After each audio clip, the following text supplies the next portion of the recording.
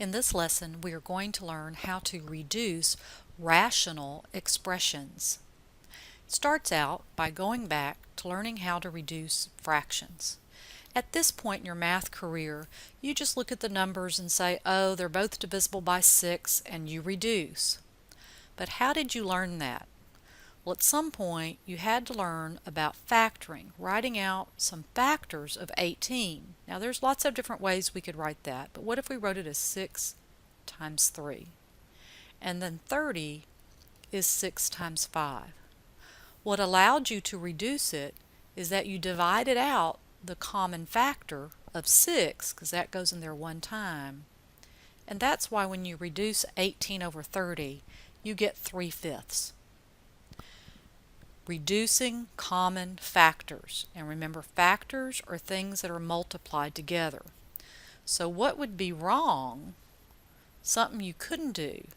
If you had 18 over 30, you couldn't say, well, that's 12 plus 6 over 24 plus 6. Cancel that out. And so, oh yeah, that's 1/2. That's just wrong.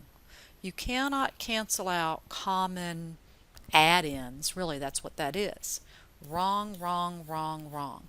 You have to have factors, things that are multiplied, then you can cancel or reduce or divide out. So, what is a rational expression? It is a quotient, meaning there's division, of two polynomials. All that's vocabulary we have learned in the past. In other words, we have a fancy schmancy fraction. How are we going to reduce them? You're going to factor, and then you are going to divide out common factors. So here comes all that factoring that we've learned. So number one, you cannot just start reducing. Can you factor the top? No. So I'm going to put that in parentheses to say, hey, that's a factor. How do you factor the bottom? That's the difference of two squares. Then, because x minus 3 and x minus 3 is a common factor, I can divide those. That goes in there one time. So my answer is 1 on top of x plus 3. You could leave the parentheses or not. Doesn't matter in this particular case. I'd rather be safer by leaving those parentheses there. Looking at number 2. Can I factor the numerator? Yes, it has a GCF of 4. So if I divide both by 4, I get that. That stays the same. Then one more time, those are common factors, so I can divide those out, and I'm just left with 4.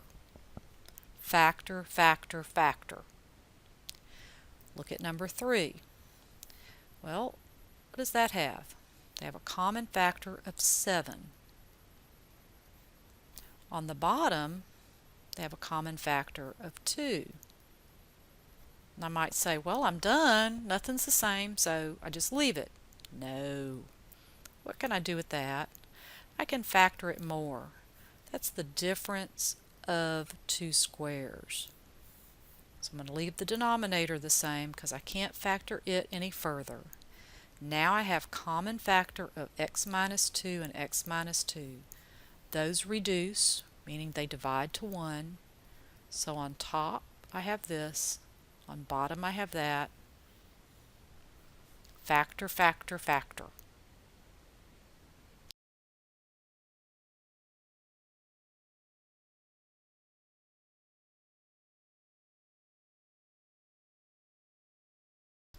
Number 4. Getting into trinomials. The good news is they have coefficients of 1. So I know it's x times x. Again, we say what multiplies to get positive 15, adds to get negative 8. That's right, negative 5 and a negative 3. On the bottom, again, leading coefficient of 1. So what multiplies to get negative 6 and adds to get negative 1. Negative 3 and positive 2, right? We need a negative and a positive to multiply to get negative 6, add to get that negative 1. common factor of x minus 3, so we can divide that out, and I'm left with x minus 5 over x plus 2. So as long as the factoring's easy, it's really pretty easy. Okay, number 5, I have a monomial on top, so I know I can't factor that. On the bottom, I have a GCF of 8x squared. So if I divide both of those by 8x squared, that's going to leave me x minus 4. I cannot factor any further, and they have a lot of common factors. The 8, the x squared, those can reduce. 8 goes into 8 one time, x squared goes into x squared one time, so we're left with 1 over x minus 4. Don't forget that 1. That's very important when it's on the numerator.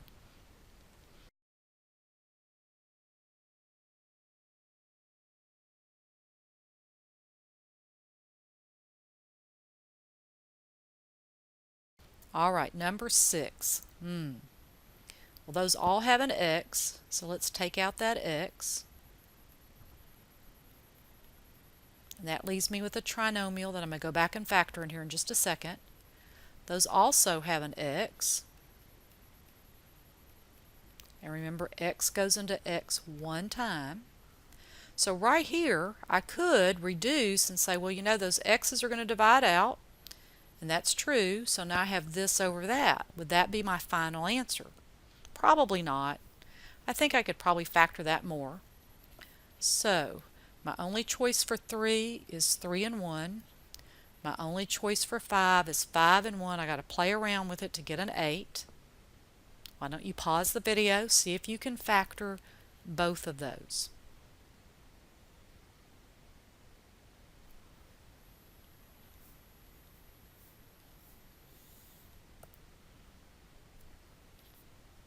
Alright, have you factored them? Let me give you a hint. If you get stuck on one trinomial, try the other. Or if you have one and you're stuck on the second one, most of the time these problems are designed where something's going to be the same. So as I looked at this one, I got that one fairly quickly. I had a little bit harder time with that one, but I knew it couldn't be with the 5, so I'm just kind of going with the x minus 1. Again, you can use one part of the problem to help you figure out the second part of the problem. Alright, let's keep going. We can reduce because those are the same. So my final answer is 3x minus 5 on top of 4x minus 1. You don't have to put those parentheses. The answer might not have them, but just going to put them just to be safe. The next part of our lesson, we need to look at opposites. So 5 and negative 5 are opposites because if I take 5 and multiply it by negative 1, I get negative 5. Which means when I divide 5 by negative 5, I get negative 1. If I take negative x and multiply by negative 1, I get positive x, which means if I divide them, again I get negative 1. If I multiply this by negative 1, let's see, I get negative x plus 2. Is that the same as 2 minus x? Yes, it's just written in a different order. So again, let's just be real clear. X minus 2 and 2 minus x are indeed opposites. And when you divide opposites, you get a negative 1. So if I multiply this by negative 1, I get negative 4 plus 5x, which is again the same as 5x minus 4. Look at that, 4 minus 5x minus 4. When I reduce that, I get negative 1 when you divide opposites. Those are both opposites, that's the same, and we divide and we get negative 1. Now let's just take a minute and look at what are not opposites. What are not opposites are things like x plus 3 and x minus 3. Those are not opposites. Yes, the 3's are opposites, but not the x's. In fact, they're not opposite. What are these called? Conjugates. Not opposites, but conjugates. So when we're dividing out opposites, we get a value of negative 1. So let's look at these problems. Are those opposites? Yes, they are. So when I divide them, I don't get positive 1, I get negative 1. Let's look at this next problem. I need to factor, so I see a common factor of 4x. On the bottom, I see a common factor of 3y squared. Then I ask myself, can I reduce? Those are not the same, but are they opposites? Yes, they are. So when I divide them, I have a factor of negative 1 left. So this is negative 1 times 4x over 3y squared, which is negative 4 over 3y squared. Now let's look at number 9 and 10. They look kind of the same, but they are a little bit different.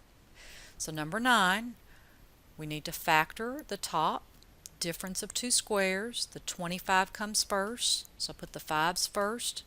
Then it x's, 1 plus 1 minus. Those are conjugates. On the bottom, I have a trinomial with the leading coefficient of 1. So what multiplies to get 25 and adds to get 10? Plus 5 and plus 5. And yes, that is also a perfect square trinomial. Do I have any common factors or opposites? Well, this and this. Those are not opposites. Those are exactly the same. Exactly. You can add in different order. So when I reduce that, that goes in there one time. Here's my question. Are those opposites? No. The x's, one's positive, one's negative, but the 5's are both positive, so those are not opposites. So my answer is just 5 minus x over x plus 5. That's it.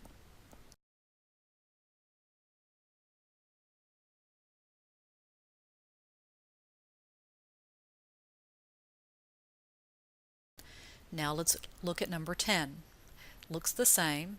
We have the difference of two squares, and the 9 is first, so I need to go with the 3's. 1 plus, 1 minus the conjugates. On the bottom, again, I have a trinomial with a leading coefficient of 1.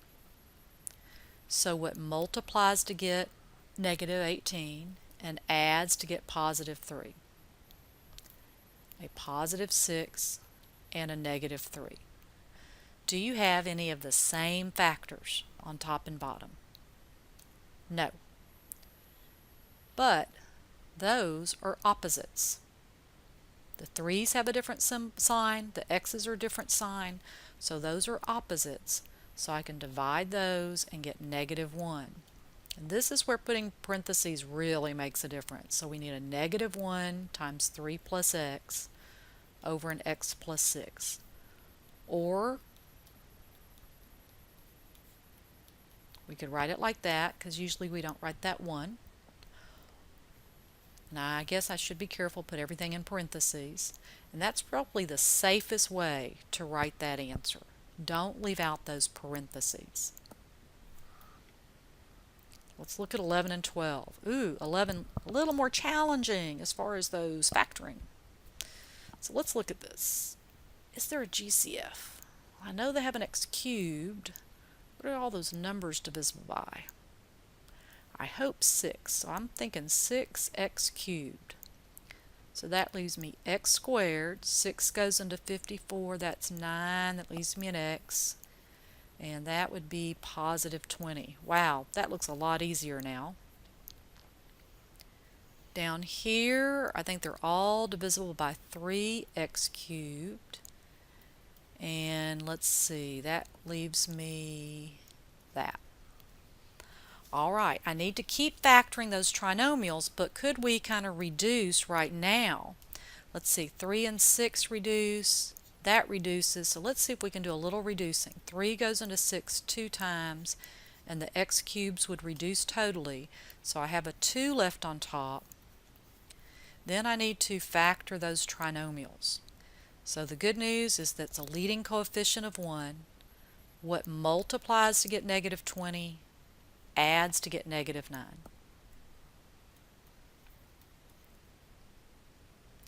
On the bottom, leading coefficient of 1. What multiplies to get negative 15, adds to get negative 2. Do I have any common factors or opposites? Common factor, exactly the same. Those reduce, divide in there one time. And so I'm left with 2 times x minus 4 over x plus 3. No opposites, but a lot of factoring.